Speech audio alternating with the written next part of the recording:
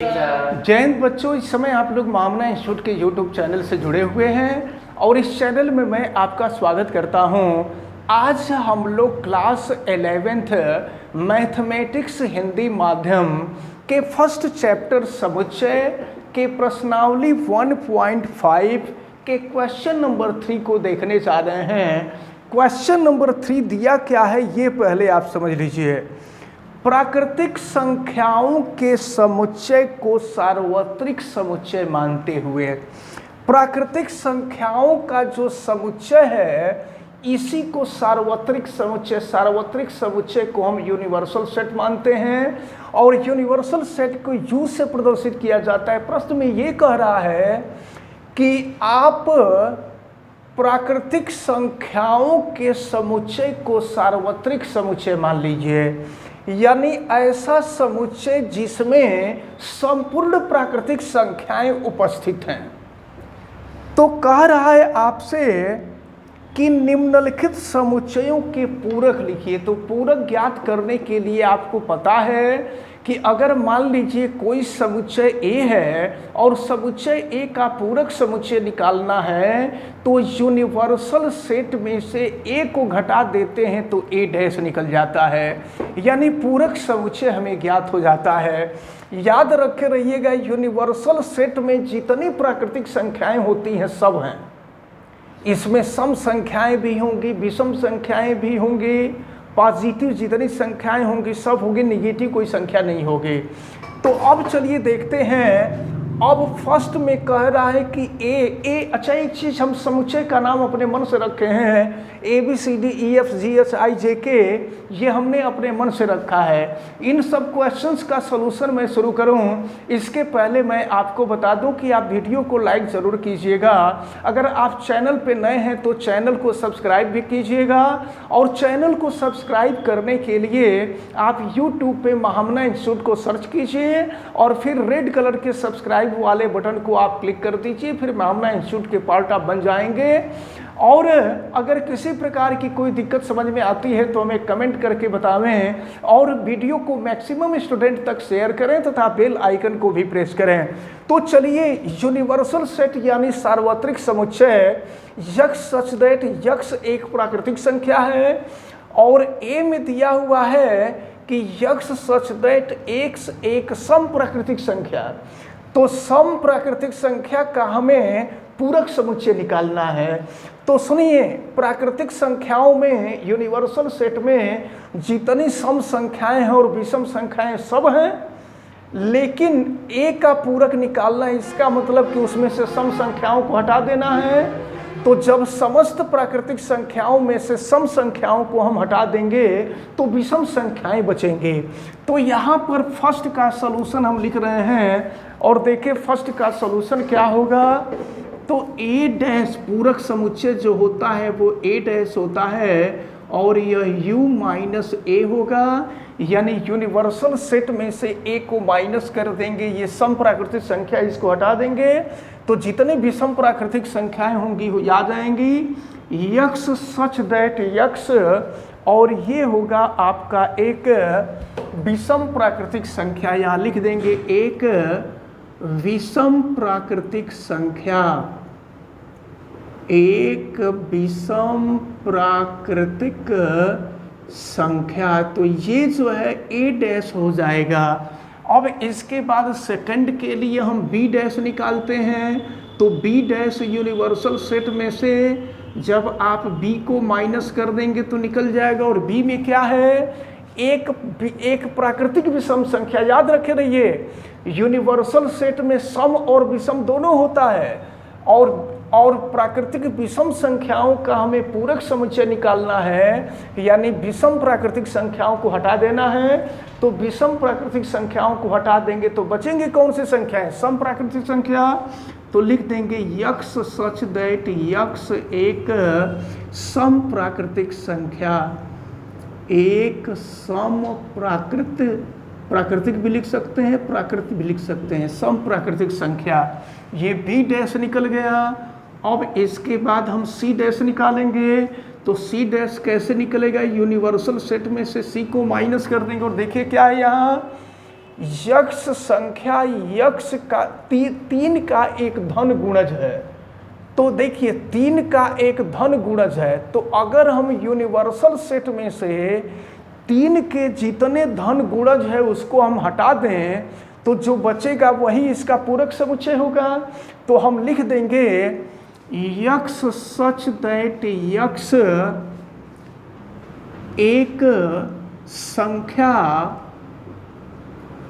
संख्या जो 3 का गुणज नहीं है, जो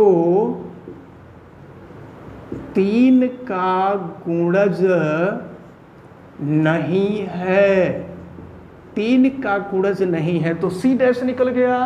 कुल मिलाकर के हमने आपको बताया था कि पूरक समुच्चय निकालने के लिए यूनिवर्सल सेट में से जो समुच्चय दिया रहेगा उसी को हम निकाल लेंगे, घटा देंगे।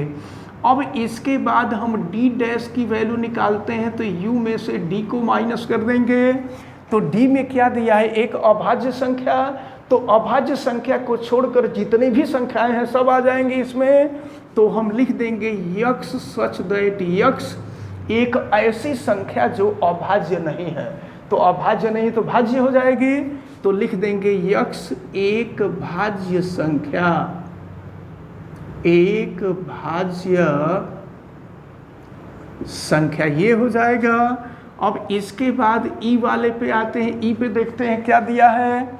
तो यहाँ ई डैश निकालेंगे तो यूनिवर्सल सेट में से हम ई को माइनस कर देंगे। देखिए क्या है, यक्ष सच दैट यक्ष 3 और 5 से विभाजित होने वाली संख्या, तो जब इसको माइनस कर देंगे तो अब ऐसी संख्या 5 होगी जो 3 और 5 से विभाजित नहीं होगी, 3 और 5 से विभाजित न होने वाली संख्या।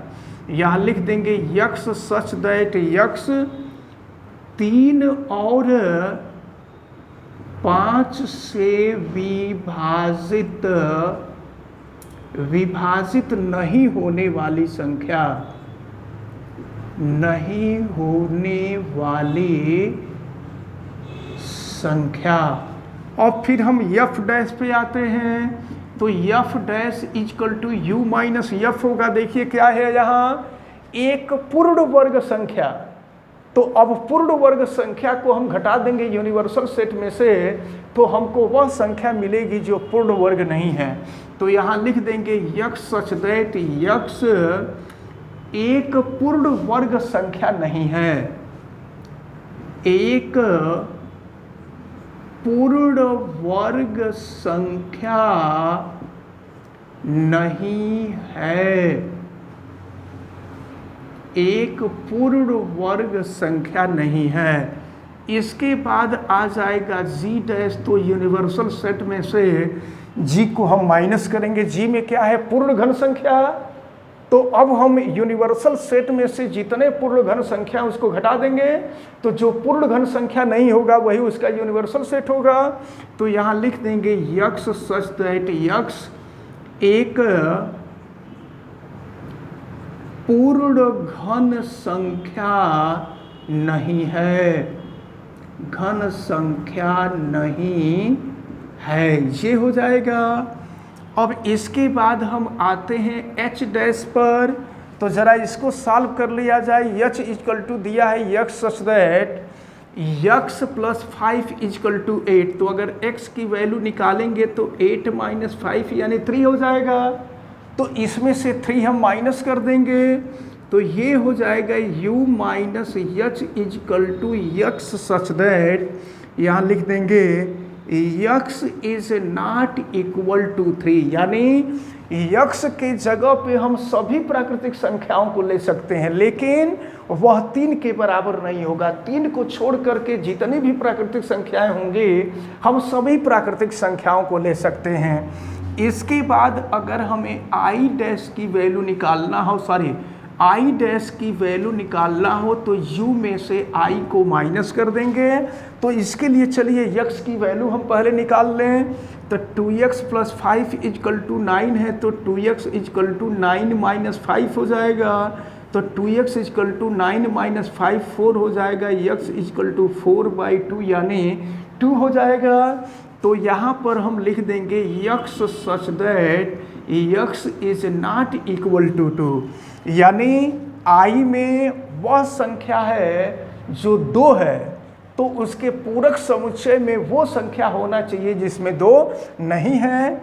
इसके बाद हम j डैश पे आते हैं तो u माइनस जे हो जाएगा। और देखें यहाँ पर क्या दिया है, x such that x is equal to 7 or greater than 7, माने 7 के बराबर और 7 से बड़ी संख्या। तो अब यहाँ पर हम ऐसी संख्या ले लेंगे जो 7 से छोटी संख्या है, तो ये पूरक समुच्चय निकल जाएगा। यहाँ पर हो जाएगा x such that x is less than 7 हो जाएगा। और फिर यहाँ आ जाइए लास्ट में, ये k dash equal to u minus k हो जाएगा।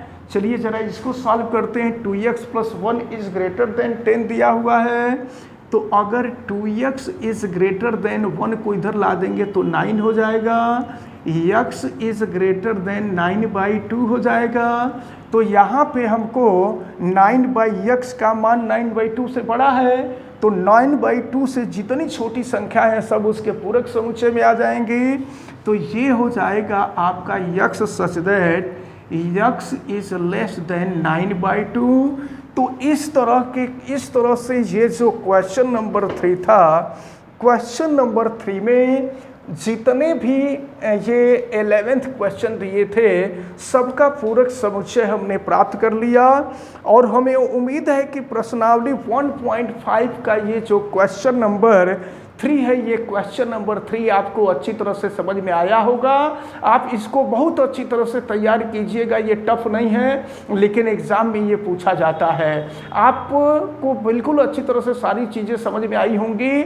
आप वीडियो को लाइक भी कीजिएगा और चैनल पे नए हैं तो चैनल को सब्सक्राइब कीजिएगा। चैनल सब्सक्राइब करने के लिए आप यूट्यूब पे महामना इंस्टीट्यूट सर्च कीजिए और फिर सब्सक्राइब वाले रेड कलर के बटन को आप दबा देंगे तो महामना इंस्टीट्यूट के पार्ट हो जाएंगे आप।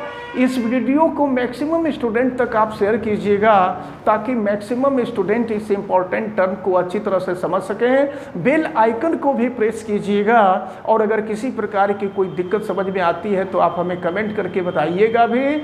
आप सभी लोगों का बहुत बहुत धन्यवाद। जय हिंद।